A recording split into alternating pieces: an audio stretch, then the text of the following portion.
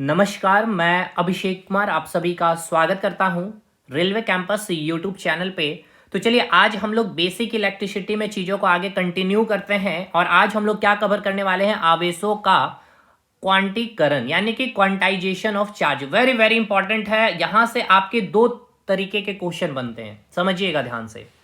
सबसे पहला तो आपका यहां से थ्योरेटिकल क्वेश्चन बनेगा। देखिए ये जो थ्योरेटिकल क्वेश्चन है ना, आप इतने आसानी से नहीं बना पाएंगे अगर आप चार्ज का पूरा कंसेप्ट अगर नहीं समझे होंगे तो। दूसरा, आपको यहां से डायरेक्ट न्यूमेरिकल, मतलब कुछ न्यूमेरिकल तो इसके ऐसे हैं जो स्टूडेंट इसके क्या करते हैं, आंसर को याद करके जाते हैं। मैं रियली बतला रहा हूं, मैं आपको बतलाऊंगा अभी आज पूरी क्लास में, इसीलिए ये काफी इंपॉर्टेंट है। चलिए बिना देर के हुए चीजों को स्टार्ट करते हैं। उससे पहले आपको अपडेट दे देते हैं, क्योंकि आपको दिख रहा होगा ये 400 सब्सक्राइबर। तो भाई सबसे पहले बात, ये 400 सब्सक्राइबर नहीं है हमारे। ये इस न्यू चैनल की हम लोग अगर बात कर ले तो इससे पहले हमने फोकस स्टडी विद अभी बहुत स्टूडेंट वहां से सिलेक्टेड है। हमने 2019 में भी CBT 1 CBT 2 साइको क्वालिफाइड किया, मेरिट में रिजल्ट नहीं हो पाया। लेकिन अगर बात किया जाए ITI ट्रेड होता तो हमने टेक्नीशियन की भी पेपर क्वालिफाई कर रखी थी। तो ये तो हम लोगों की जर्नी है, आप वहां से देख सकते हैं कंटेंट की क्वालिटी क्या है, क्या चीजें हैं क्या नहीं है। अब बात कर ले, ये चैनल को अलग इसलिए किया गया क्योंकि यहाँ रेलवे स्पेसिफिक कंटेंट की बातें होंगी, चाहे वो साइंस सेक्शन हो, चाहे जीके हो, चाहे मैथ्स हो, चाहे रीजनिंग हो। LP CBT 1 का कंप्लीट फुल शिफ्ट 15 के 15 शिफ्ट के 300 क्वेश्चन सर ने करवा रखे, तो आप उसे भी देखेंगे। तो भाई चलिए, हम लोगों ने इंजीनियरिंग ड्राइंग में इन्वायरमेंट खत्म कर लिया है। एक क्लास केवल हमें देना है इन्वायरमेंट का, और जिससे आपको पूरा 110% आप खत्म कर लेंगे। चलिए इसके बाद हम लोग बेसिक इलेक्ट्रिसिटी स्टार्ट किए हैं, क्लास 2 है आज हम लोगों का। सारा वीडियो आपको इसी चैनल पे मिल जाएगा। और इंजीनियरिंग ड्राइंग भी हम लोगों ने स्टार्ट कर लिया है, ड्राइंग इंस्ट्रूमेंट। देखिए आपकी अगर सपोर्ट हुई तो मैं फ्रीक्वेंसी और हर दिन वीडियो की कम से कम 2 लाने की मैं भी कोशिश करूंगा, क्योंकि होता है, क्योंकि अगर मुझे पता ही ना चले कि यार ये वर्थ इट है, फायदा हो रहा है स्टूडेंट्स को, तभी मुझे भी काम, क्योंकि ऑलरेडी वहां हम लोग JPSC पे JSSC में अपने पेड कोर्सेज में काम करना पड़ रहा है। उसके बाद मैं अपने फ्री टाइम से यहाँ पे कंटेंट रेडी करके ला रहा हूँ। और ऐसा नहीं कि ये कंटेंट केवल देख सकते हैं, क्या कंटेंट में क्वालिटी है, मेहनत है, हर चीज। इसीलिए तो आप जरूर इस चैनल को अपने दोस्तों तक शेयर करिए। बस एक बार है कि आप शेयर कर दीजिए, और मुझे पता है कि वो स्टूडेंट फिर आ ही जाएंगे, क्योंकि एक बार जो कंटेंट देख लिए वो नहीं जाएंगे। बाकी आपका इतना सपोर्ट चाहिए, लाइक करके कमेंट जरूर करिएगा। वीडियो जो भी देख रहे हैं, अगर आपको क्लास नंबर 3 चाहिए तो जरूर लिखिएगा, क्या क्वालिटी कंटेंट में कमियां हैं वो भी बतलाइएगा। चलिए बात करते हैं क्वांटाइजेशन ऑफ चार्ज। सबसे पहले इस चैप्टर को समझें, इससे पहले हमें समझना है कि चार्ज होता क्या है, ठीक है ना। अगर आप चार्ज का कंसेप्ट ही नहीं रखे हैं तो फिर ये चैप्टर को आप तोते की तरह रट करके जाएंगे, लेकिन क्वेश्चन नहीं बनेगा। सबसे पहले मैंने आपको कल भी बतलाया था चार्ज के बारे में कि चार्ज क्या है, आपकी एक प्रॉपर्टी है, यानी कि चार्ज क्या है, एक गुण है। गुण क्या है कि जब भी आप किसी भी मैग्नेटिक फील्ड के आसपास चले जाते हैं, जैसे कि ये आप हैं और आप क्या हैं, एक चार्ज्ड बॉडी है, मतलब आपको क्या कर दिया गया, चार्ज कर दिया गया है, आपके ऊपर पॉजिटिव चार्ज है, ठीक है। अभी आप यहां पर खड़े हैं, ठीक। लेकिन जब आप इधर चलते हुए, जब आप थोड़े दूर पहुंचते हैं और यहां पर क्या है, एक मैग्नेटिक फील्ड है, यानी कि ये चुंबकीय क्षेत्र का क्या है, एक दायरा है।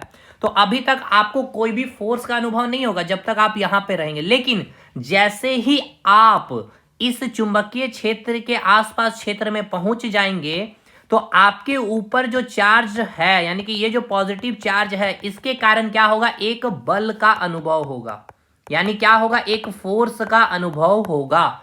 ये चार्ज क्या है समझ में आया, एक प्रॉपर्टी है जिसके कारण जब भी आप मैग्नेटिक फील्ड के आसपास या मैग्नेटिक फील्ड में अगर आप चले जाते हैं तो वहां पे क्या होता है, एक बल काम करता है, यानी कि एक फोर्स काम करता है। किस कारण, इस चार्ज के कारण। तो चार्ज क्या हो गई, एक प्रॉपर्टी है।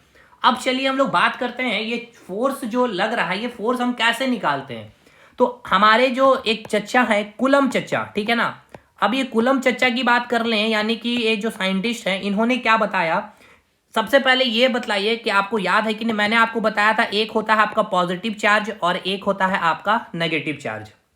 अब एक बात बतलाइए, जब यहां पे पॉजिटिव चार्ज है और यहां नेगेटिव चार्ज है, यहां पे क्या है, अनलाइक चार्ज हो गया, तो यहां पे जो फोर्स लगेगा वहां पे क्या होगा, अट्रैक्शन होगा या फिर रिपल्सन होगा, आकर्षण बल काम करेगा या प्रतिकर्षण। तो हमने बताया था जब भी अनलाइक चार्ज होंगे यानी कि दो विपरीत आवेश अगर होंगे तो वहां पे क्या काम करेगा, आकर्षण बल काम करेगा। लेकिन अगर सेम चार्ज हो, ठीक है, ये लाइक चार्ज हो गया, यहां पे नेगेटिव चार्ज, यहां भी नेगेटिव चार्ज हो गया, यानी कि अगर लाइक चार्ज होगा तो फिर यहां पे क्या काम करेगा, आपका प्रतिकर्षण यानी कि रिपल्सन यहां पर काम करेगा।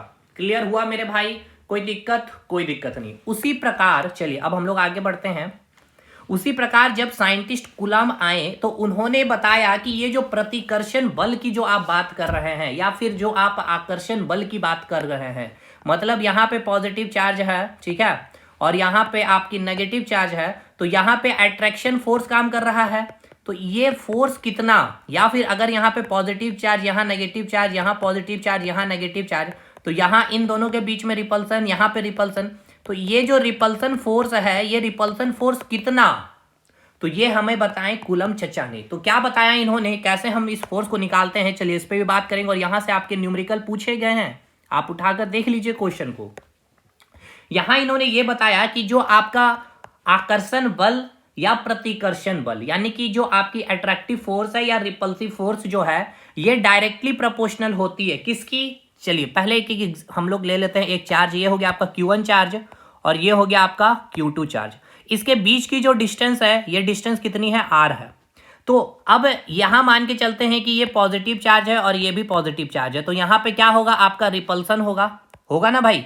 उसी प्रकार चलिए मैं यहां पे एक पॉइंट ले रहा हूं, यहां पे आपका पॉजिटिव चार्ज हो गया Q1 और यहां पे एक नेगेटिव चार्ज मैंने ले लिया अपोजिट चार्ज, इसके बीच के डिस्टेंस मैंने ले लिया है r, ये आपका R1 हो गया, ये आपका R2। तो यहां पे क्या काम करेगा, आपका अट्रैक्शन फोर्स, ठीक है, काम करेगा यहां पे क्या, आपका अट्रैक्शन फोर्स।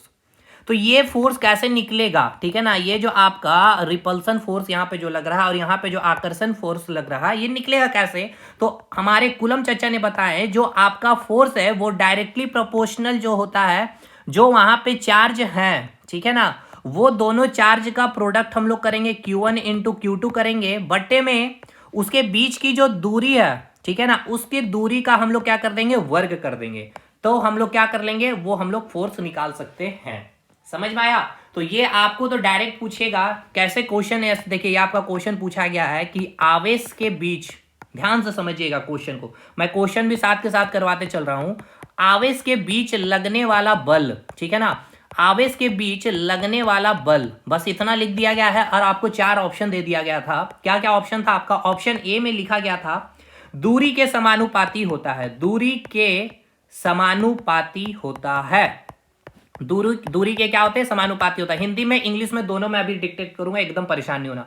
अभी पहले ये फोर्स का डेफिनेशन समझिए। फोर्स कूलम ने क्या बताया, जो आपका अट्रैक्टिव फोर्स है या रिपल्सिव फोर्स है, वो क्या होता है, डायरेक्टली प्रोपोर्शनल किसके, जो चार्ज है उन चार्ज के प्रोडक्ट के, और किसके, इनवर्सली प्रोपोर्शनल, उसके बीच का जो डिस्टेंस है उसके स्क्वायर का क्या होगा, इनवर्सली प्रोपोर्शनल। यानी हिंदी में कहा जाए तो जो आपके आकर्षण बल है या प्रतिकर्षण बल है, दोनों चार्ज के गुणनफल के समानुपाती और उसके दूरी के वर्ग के क्या होते हैं, व्युत्क्रमानुपाती होता। तो क्वेश्चन ये बोला गया है कि आवेश के बीच जो लगने वाला बल है, यानी कि ये जो आपका आवेश हो गया, ये जो आपका चार्ज है, इनके बीच जो लगने वाला बल है दूरी के समानुपाती होता है। तो भैया हमने अभी क्या बताया, ये आपका फोर्स जो होता है समानुपाती, डायरेक्टली प्रोपोर्शनल किसके होता है, दोनों चार्ज के प्रोडक्ट का, और इनवर्सली प्रोपोर्शनल किसके होता है, उसके दूरी के वर्ग का व्युत्क्रमानुपाती होता है। यही मैंने बताया। तो दूरी का क्या है, ये तो व्युत्क्रमानुपाती है, और समानुपाती किसके हैं, चार्ज के प्रोडक्ट का। चलिए, तो पहला ऑप्शन तो गलत हो गया।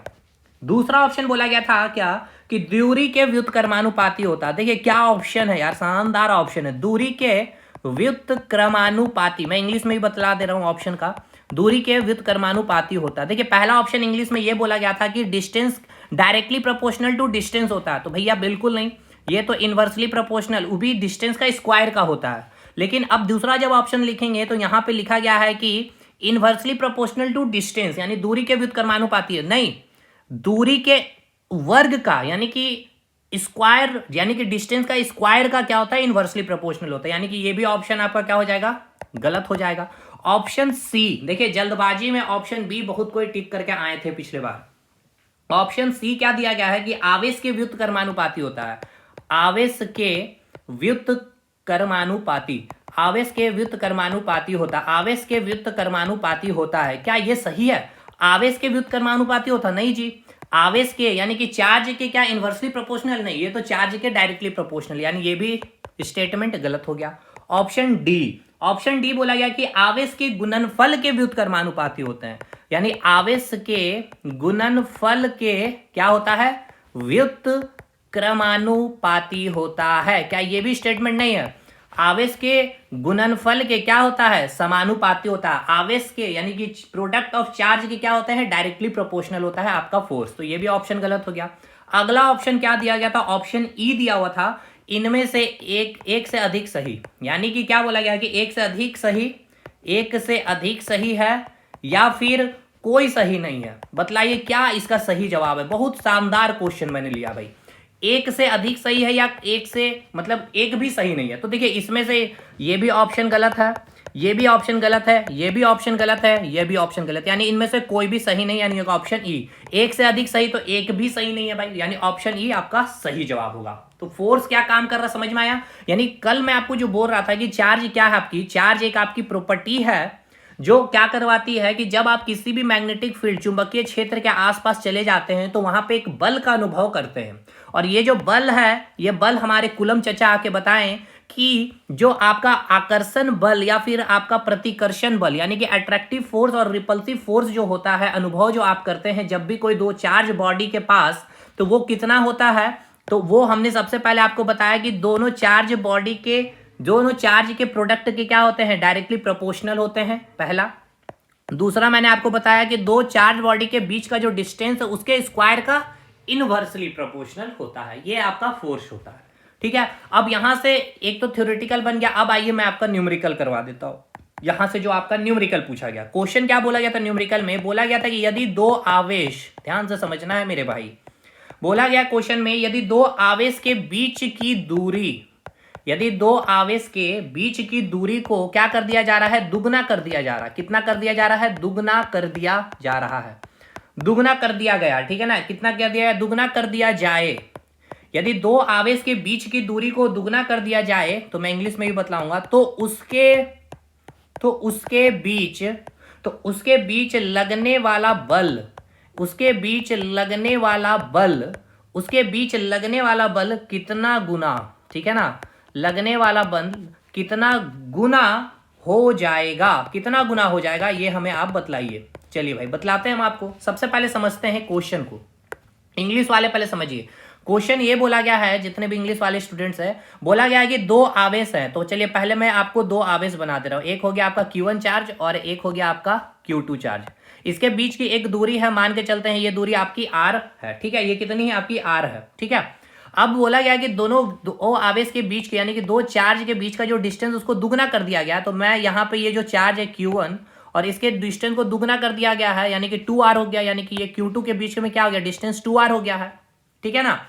तो अब यहाँ पे इसके बीच देखिए, यहाँ पे क्या होगा? ये दो चार्ज है। अब यहाँ पे या तो आकर्षण बल हो काम करेगा या रिपल्सन बल काम करेगा, डिपेंड करेगा कि इसके ऊपर कौन सा चार्ज है ना जी। उसी प्रकार यहाँ पर भी इन दोनों चार्ज बॉडी के बीच में कौन सा फोर्स काम करेगा, अट्रैक्टिव या रिपल्सिव, डिपेंड करेगा कि इसके ऊपर कौन सा चार्ज है। तो आपसे ये क्वेश्चन पूछा है कि दुगना कर देने पर उसके बीच जो लगने वाला फोर्स है, तो find out the force exact between the two charges, यानी कि इस केस में आपको बतलाना है कि फोर्स कितना होगा। तो सबसे पहले इस केस में हमें यह बतलाइए कि फोर्स कितना होगा। तो आपको पता है F directly proportional to Q1 Q2 upon R square होता है ना भाई। अब इस केस में आप बतलाइए क्या होगा force? F directly proportional to Q1 Q2 upon distance अब कितना हो जाएगा? 2R का स्क्वायर, ठीक है। चलिए इसको थोड़ा सा हम लोग ब्रेक डाउन करते हैं। ये आपका F2 हो गया, ये आपका F1 हो गया। तो F2 का अगर मैं थोड़ा और भी सिंप्लीफाई करूं, Q1 Q2 अपन ये R स्क्वायर हो गया इंटू 1/4 मैं लिख सकता हूं, बिल्कुल लिख सकते हैं सर। अब ये बतलाइए इसकी जो वैल्यू है Q1 Q2 upon R square, इसके जगह क्या मैं Q1 Q2 upon R square की जगह मैं F1 लिख सकता हूं? बिल्कुल लिख सकते हैं सर। यानी कि अब आपकी जो यहां पर फोर्स काम कर रही है कितना हो गया? F1 जो है उसका 1/4 हो गया, यानी कि 1/4 गुना हो गया। कितना हो गया? 1/4, यानी कि 1/4 हो गई। अब ऐसे भी समझिए ना, ये यहां पर 1/4 का मतलब समझ में आ रहा है क्या है? देखिए जैसे यहां पे फोर्स मान लीजिए 100 न्यूटन लग रहा है, तो अब यहाँ पे मतलब यहाँ पे चलिए, यहाँ पे पूरा प्रैक्टिकली समझिए ना भाई। यहाँ पे जो फोर्स लग रहा है, मान के चलिए F1, यहाँ पे 100 न्यूटन फोर्स लग रहा है, ठीक है। तो इस केस में जो फोर्स लग रहा है F2, ये कितना हो गया, 1/4 हो गया, जो इसका फोर्स का 1/4, यानी यहाँ पे 25 न्यूटन, यानी फोर्स क्या हो गया, घट गया। क्यों? क्योंकि ये जो डिस्टेंस देखिए ये 2r हो गया है। अरे भाई ऐसा समझिए, आपके और आपके पिताजी के बीच का फोर्स क्या है, बॉन्डिंग स्ट्रांग है, लेकिन आपके और चचा के बीच में क्या है, डिस्टेंस थोड़ा सा कमजोर है बॉन्डिंग। क्यों? क्योंकि डिस्टेंस ज्यादा हो गया। होता है ना यार, सिंपल सी बात। उसी प्रकार यहां पे भी चार्ज के बीच का डिस्टेंस आपने बढ़ा दिया तो यहां पे फोर्स घट गया। अब एक चीज और भी समझिए, जैसे कि मैं यहाँ पे फोर्स कर रहा हूं ना, जैसे कि ये कोई एक चार्ज बॉडी है, मैं आपको बतलाता हूं। जैसे कि ये कोई एक बॉडी चार्ज है, ठीक है, इसके ऊपर मैं मान के चलता हूँ पॉजिटिव चार्ज है ये, ठीक है ना, जिसके ऊपर मैंने पॉजिटिव चार्ज कर दिया, डाल दिया, इसको आवेशित कर दिया, तो इसके पास क्या हो गया, एक इलेक्ट्रिक फील्ड हो गया। तो ये इसका मान के चलते कि इतना दूर तक जो है इसमें जो है पॉजिटिव चार्ज के कारण, यहाँ पे मैं पॉजिटिव चार्ज लिख दे रहा हूँ जिससे समझ में आएगा, यहाँ पे जो है आपका ये पॉजिटिव चार्ज के कारण इतने दूर तक क्या है, एक इलेक्ट्रिक फील्ड बन गया। मतलब यहां तक अगर कोई भी चार्ज, जैसे कि अगर यहां पे कोई पॉजिटिव चार्ज आ गया, यहां पे इस इलेक्ट्रिक फील्ड के अंदर यहां पे कोई पॉजिटिव चार्ज आ गया, तो ये इसके बीच में क्या होगा, रिपल्सन, ये इधर जाना चाहेगा, ये इधर जाना चाहेगा, समझे। उसी प्रकार अब हुआ क्या, अब यहां पे कोई एक पॉजिटिव चार्ज आ गया, ये प्लस क्यू, ठीक है। अब ये बतलाइए इसके बीच में क्या होगा, रिपल्सन फोर्स, ये इधर लगेगा, ये इधर लगेगा, और यहां पे भी रिपल्सन फोर्स काम करेगा, ये भी पॉजिटिव चार्ज, ये इधर जाना चाहेगा, ये इधर जाना चाहेगा। लेकिन इसके बीच का जो आपको डिस्टेंस दिख रहा है, इसके बीच का ये जो डिस्टेंस है और इसके बीच का जो डिस्टेंस है, बताइए कहां ज्यादा, यहां ज्यादा है डिस्टेंस, है ना, यहां ज्यादा डिस्टेंस है। तो यहां जो फोर्स लग रहा होगा कंपैरेटिवली यहां पे जो फोर्स लगेगा उससे कम लगेगा, यानी F1 क्या होगा, ग्रेटर देन F2 होगा, क्योंकि इसके पास एकदम अंदर पहुंच चुका है इसके क्षेत्र में। समझ में आया कि नहीं है ये चीजें? चलिए, यानी यहां तक चीजें क्लियर हो गया। न्यूमेरिकल भी कर लिए। अब देखिए कुछ भी हो सकता है न्यूमेरिकल में, यहां मैंने 2 गुना किया, हो सकता है आपके एग्जाम में इसको क्या कर दिया जाएगा, इसको अब आधा गुना कर दिया जाए, समझे, आधा गुना कर दिया जाए। मान के चलते हैं कि यही क्वेश्चन को यहां पे मैं आधा गुना कर दे रहा हूं, ठीक है, इसी क्वेश्चन को देखिएगा, समझिएगा, इसको मैं आधा गुना कर दिया तो देखिए कितना फटाफट आप बनाएंगे। यहां 2 चार्ज बॉडी है, Q1 Q2 है, इसके डिस्टेंस r है। अब बोला गया कि इसके डिस्टेंस को आधा कर दिया गया है Q1 Q2 पे, तो अब फोर्स बताइए, यानी ये हो गया R2, तो यहाँ पे F कितना है, Q1 Q2 upon R square है, यहाँ पे क्या हो जाएगा, F Q1 Q2 अपन R/2 हो जाएगा स्क्वायर, यानी कि यहाँ पे क्या हो गया, F समानुपाती Q1 Q2 by R square, और ये क्या हो जाएगा, ये क्या हो जाएगा भाई, 1/4 हो गया, और ये 4 क्या हो जाएगा, ऊपर चला जाएगा, यानी कि F डायरेक्ट, मैथ तो ठीक ठाक है ना आपका, Q1 Q2 upon R square, तो इसकी वैल्यू क्या हो जाएगी, F1 हो जाएगी, यानी कि जो आपकी F2 की वैल्यू आई है 4 टाइम्स ऑफ F1 है, यानी कि यहाँ पे आप भाई डिस्टेंस कम कर दिए तो फोर्स ज्यादा लगेगा, यानी यहाँ पे फोर्स अगर 100 न्यूटन लग रहा है तो इसका 4 गुना हो जाएगा, यहाँ 400 न्यूटन, क्योंकि आप पास पास आ गए, समझ में आया। तो देखिए यहाँ पे फोर्स कितना हो गया, 4 गुना अधिक हो गया। जो F1 लग रहा है 100 न्यूटन, अब ये F2 कितना लगेगा, 4 से इसको मल्टीप्लाई कर देंगे, 400 अधिक हो जाएगा, 4 गुना अधिक लगेगा फोर्स। समझ में आया। न्यूमेरिकल अब इसके मैं आगे करवाऊंगा, पहले थोड़ा सा हम लोग चैप्टर कंप्लीट कर लें, तो एक साथ हम लोग सारे न्यूमेरिकल्स थ्योरेटिकल क्वेश्चन भी करेंगे। एकदम बने रहिए आराम से, एक एक क्वेश्चन, मतलब इजी टू एडवांस जितने होंगे। देखिए अब मैं आपको 11 12 के जेई के लेवल पे क्वेश्चन करवा के मैं व्यू लपेट लूँ या कोर्सेज सेल कर लूँ, वो एक अलग मैटर होगा, ठीक है ना, क्योंकि आपको लगेगा अरे यार ये तो मुझे नहीं आता, लेकिन ये आपके एग्जाम में भी तो नहीं आता, ये भी तो आपको समझना है, लेकिन ये सब आपके एग्जाम में पूछे गए क्वेश्चन है। अब एक चीज और भी हम लोग समझते हैं, जो हम लोग चार्ज की जो बातें कर रहे हैं, तो हम लोग कोई भी बॉडी को जो चार्ज करते हैं ना, इसके 3 मेथड है, ठीक है ना, यानी ये एक टॉपिक ही है, मेथड ऑफ चार्जिंग। बहुत डिटेल नहीं करेंगे इसको हम लोग, बल्कि फिर भी हम लोग इसको समझ लेंगे, मेथड ऑफ चार्जिंग, ठीक है, मेथड ऑफ चार्जिंग, यानी हम लोग बॉडी को चार्ज करेंगे कितने प्रकार से, 3 प्रकार से, पहला मेथड, दूसरा मेथड और तीसरा मेथड। सबसे पहला मेथड क्या है, एक फ्रिक्शन के माध्यम से, चलिए फ्रिक्शन को हिंदी में लिखेंगे घर्षण विधि के द्वारा, ठीक है, क्या हो गया आपका, घर्षण विधि के द्वारा। दूसरा है आपका कंडक्शन, ठीक है ना, कंडक्शन, यानी कि इसको हिंदी में लिखते हैं चालन विधि के द्वारा, ठीक है ना, कंडक्शन मेथड के द्वारा। और तीसरा है आपका इंडक्शन, क्या है आपका, इंडक्शन, इसको हिंदी में कहते हैं प्रेरण, ठीक है। अब ये 3 मेथड है जिसके द्वारा क्या कर सकते हैं आप, किसी भी बॉडी को चार्ज कर सकते हैं। अब यहां से आपका क्वेश्चन बनता है, सबसे पहले समझते हैं फ्रिक्शन के द्वारा। देखिए फ्रिक्शन का तो आप जीता जागता एग्जाम्पल ले सकते हैं। आप ठंड के दिनों में क्या करते हैं, दोनों हाथों को, हथेलियों को क्या करते हैं, रब करते हैं, हाथों को लगड़ते हैं, तो उसके बाद क्या होता है, हाथ गर्म हो जाता है, यानी वही हाथ आपका जो अभी चार्ज नहीं था, लगड़ने से दोनों हाथ जब कांटेक्ट में आया ठीक है ना, ध्यान से समझिएगा, एक वर्ड कांटेक्ट में आया, ठीक है, तो क्या हो गया, बॉडी चार्ज हो गया। यानी जब भी हम फ्रिक्शन के माध्यम से अगर बॉडी को चार्ज करेंगे तो वहां पे क्या होना चाहिए, बॉडी टू बॉडी कांटेक्ट में आना चाहिए। यहां तक चीजें क्लियर है मेरे भाई। देखिए यहां से क्वेश्चन पूछेगा, अभी मैं आपको दिखलाऊंगा जीता जागता, और आपको याद भी आएगा, हाँ भाई ये तो क्वेश्चन आता है लेकिन मैं गलती करता हूं। अब पहले समझिए कि कंडक्शन के थ्रू कैसे होगा चार्ज। जैसे कि कोई ये एक बॉडी चार्ज है, मान के चलते हैं इसके पास पॉजिटिव चार्ज है, ठीक है ना, इसके पास कोई पॉजिटिव चार्ज है, ठीक है। अब इस बॉडी के साथ मैंने क्या कर दिया है, कोई ये आपका एक बॉडी है, ठीक है, ये आपका एक न्यूट्रल बॉडी है, यानी कि ये क्या है आपका, ये उदासीन है। अब इसको मैंने क्या किया, इसको ला करके इसके जस्ट कांटेक्ट में सटा दिया हूं, ठीक है। तो इससे क्या हुआ, इसके ऊपर क्या हुआ, इसका कुछ चार्ज इसके ऊपर आ गया। यानी कि क्या हुआ, जैसे लोहा को आप देखते होंगे, ठीक है ना, ये आपके पास मान के चलते हैं लोहा है, ठीक है। आप लोहे को जब गर्म करते हैं, ठीक है ना, हीट दे रहे होते हैं यहां से, मान लीजिए, तो यहाँ का पहले गर्म होगा ये वाला पार्ट, या फिर धीरे धीरे धीरे यहाँ से आग, इसका जो हीट है ये बढ़ते चले जाएगा, ठीक है ना। इससे क्या होगा, जो जो पार्ट इसके कांटेक्ट में आएगा, या इस लोहे तक जब यहाँ तक पूरा गर्म हो गया और इसे सटा करके आप कोई और दूसरा लोहा रहेंगे, तो फिर यहाँ से हीट यहाँ ट्रांसफर होगा। तो ये कौन सा विधि है, यानी कि चलन, यानी कि चलने लगता है। मतलब होता क्या है ना, कि अब देखिए थोड़ा सा मैं डिटेल कर ही देता हूँ, हालांकि इतना डिटेल करने की आवश्यकताएं नहीं है। देखिए हुआ क्या, ये जो लोहा था, आपने जो इसको हीट किया, ठीक है, यहां से जो आपने हीट दिया, तो यहाँ छोटे छोटे पार्टिकल्स थे। तो अब ये पार्टिकल्स जब आप हीट दिए, तो ये पार्टिकल क्या हुआ, इसके अंदर काइनेटिक एनर्जी आ गई। काइनेटिक एनर्जी ये क्या हुआ, ये पार्टिकल भागने लग गया। भागने के कारण क्या हुआ, एक दूसरे के साथ यहाँ पे कॉलिजन होगा, वाइब्रेशन होगा। वाइब्रेशन कॉलिजन के कारण क्या होगा, हीट उत्पन्न होगा। तो यहाँ से धीरे धीरे ये हीट बढ़ते चला जाएगा, और इसे अगर कोई दूसरा भी रॉड अगर कॉन्टेक्ट में लाएंगे, तो इसका जो पार्टिकल है इसमें भी क्या आ जाएगा, काइनेटिक एनर्जी आएगा, जिससे ये पार्टिकल फिर यहाँ पे क्या होगा, भागने लगेगा, वाइब्रेशन और कॉलिजन, धीरे धीरे यहाँ से फिर ये भी हीट होते चला जाएगा। यानी चलना यहाँ पे, यानी मॉलिक्यूल्स यहाँ पे चल चल करके क्या करेंगे, गर्म कर रहे हैं, इसलिए इसको बोला जाता है चलन विधि के द्वारा क्या करना भाई, चार्ज करना बॉडी को। अब हम लोग तीसरे विधि में आते हैं। तीसरा विधि है आपका इंडक्शन, यानी कि प्रेरण विधि। अब इसको समझते हैं। देखिए इसमें क्या होता है, कोई भी बॉडी कांटेक्ट में नहीं आएगा, लेकिन फिर भी आपकी क्या होगी, बॉडी चार्ज हो जाएगी। जैसे समझिएगा एक एग्जांपल, जैसे कि ये सूर्य है, ठीक है, सूर्य है।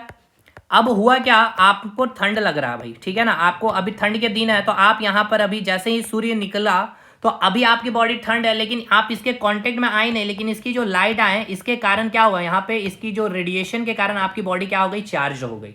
तो विदाउट कांटेक्ट, जैसे कि यहाँ पे कोई एक रड है जिसके ऊपर नेगेटिव चार्ज है, ठीक है, बिना कांटेक्ट आए यहाँ पे एक और रड है, इसके ऊपर उसके जस्ट अपोजिट चार्ज यहाँ पे इंड्यूस हो जाएगा।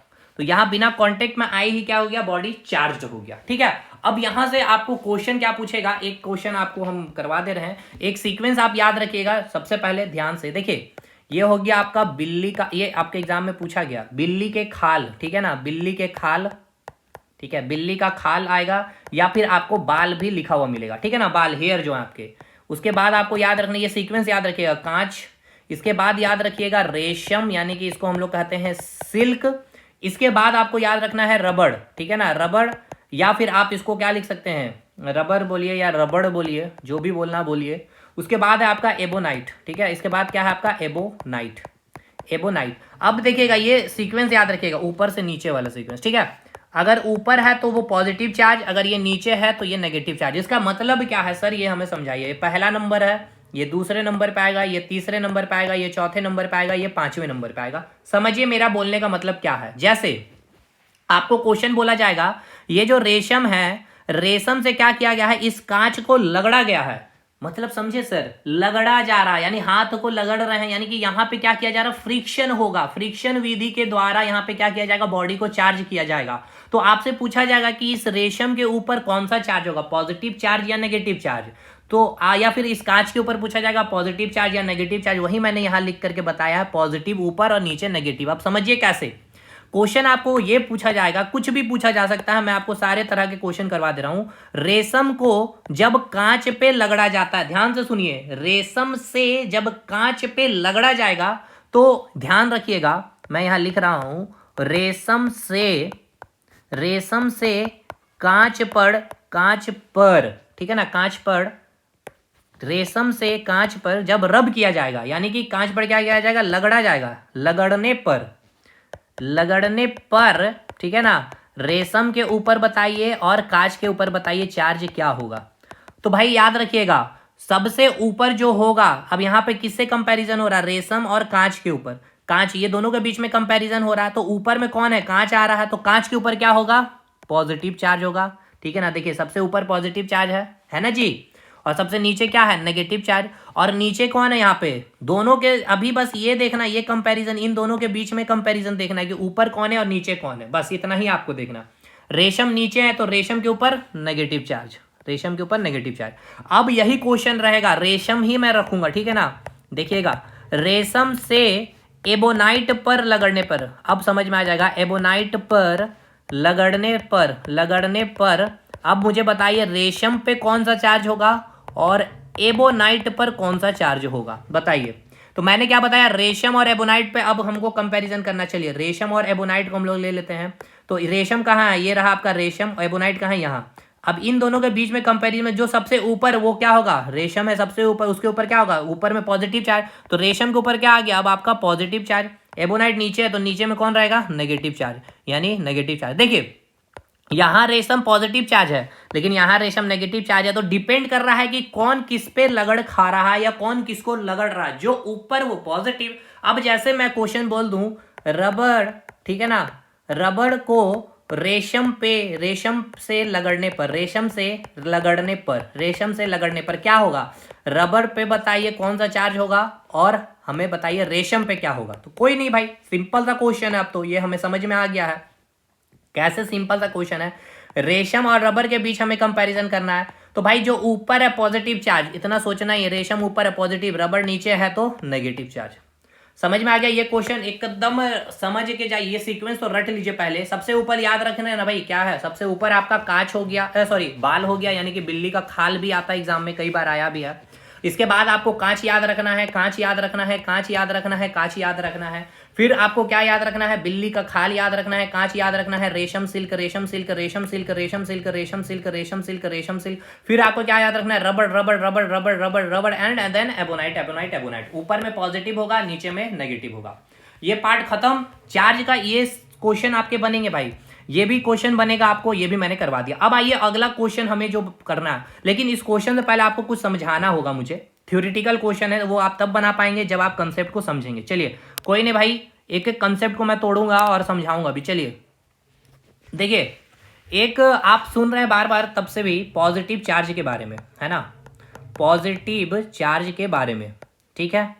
और एक आप सुन रहे हैं किसके बारे, एक आप सुन रहे हैं नेगेटिव चार्ज के बारे में। हिंदी में भी मैं लिख दे रहा हूं, पॉजिटिव चार्ज नेगेटिव चार्ज। ये हो गया आपका धनावेशित, ठीक है ना, धनावेशित हो गया, और ये क्या हो गया आपका ऋणावेशित, ठीक है, ऋणावेशित हो गया, ठीक है ना। ये हो गया आपका धनावेशित हो गया पॉजिटिव चार्ज, और ये हो गया आपका नेगेटिव चार्ज, यानी धनावेशित हो गया, ये आपका ऋणावेशित हो गया। समझिएगा सर, पॉजिटिव चार्ज को मैं ऐसे भी लिख के आपको समझा सकता हूं और इसको मैं नेगेटिव चार्ज ऐसे भी लिख सकता हूं। क्या कोई दुख दर्द है सर, कोई दुख दर्द नहीं है। चलिए आगे बढ़ते हैं।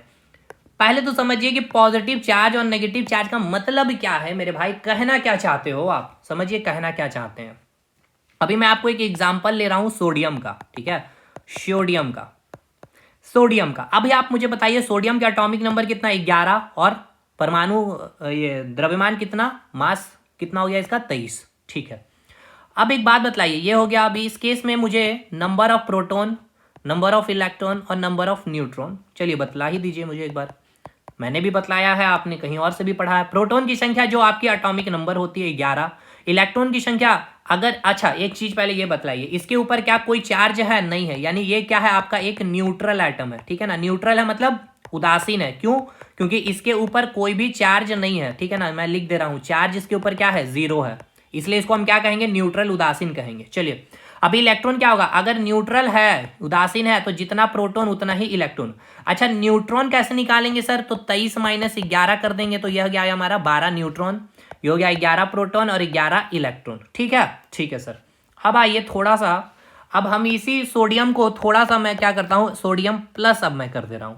अब इस केस में मुझे आपको बतलाना है प्रोटॉन की संख्या, इलेक्ट्रॉन की संख्या और न्यूट्रॉन का संख्या। अब आपको समझ में आएगा पॉजिटिव का मतलब और नेगेटिव का मतलब।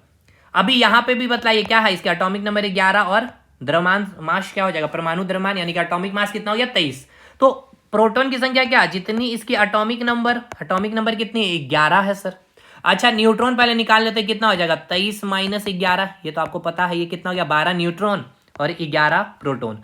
अब हमें बतलाना है सर कि इलेक्ट्रॉन की संख्या कितनी है। तो मैंने क्या बतलाया कि आप पहले चेक करिए कि क्या ये न्यूट्रल है। अगर ये न्यूट्रल होगा तो जितना, देखिए यहां मैं लिख दे रहा हूं, अगर ये न्यूट्रल होगा तो जितना प्रोटॉन होगा उतना ही इलेक्ट्रॉन होगा। देखिए ये मैंने एटॉमिक स्ट्रक्चर में पूरा खंगाल करके फिगर से मैंने बतलाया, ठीक है। होप शो आपको ने क्लासेस देखा है, लेकिन वो तो पेड है भाई। चलिए, यानी ये आपका न्यूट्रल के केस में प्रोटॉन इक्वल्स टू इलेक्ट्रॉन होता है। लेकिन यहां आप क्या देख रहे हैं, यहां तो सर ये बॉडी उदासीन नहीं है, न्यूट्रल नहीं है, ये क्या है आपका पॉजिटिवली चार्ज है, पॉजिटिवली चार्ज है। पॉजिटिवली चार्ज मतलब क्या है, धन आवेशित है। क्या है आपका, धन आवेशित है, मतलब इसके ऊपर पॉजिटिव चार्ज है ना जी। ये रहा आपका पॉजिटिव चार्ज।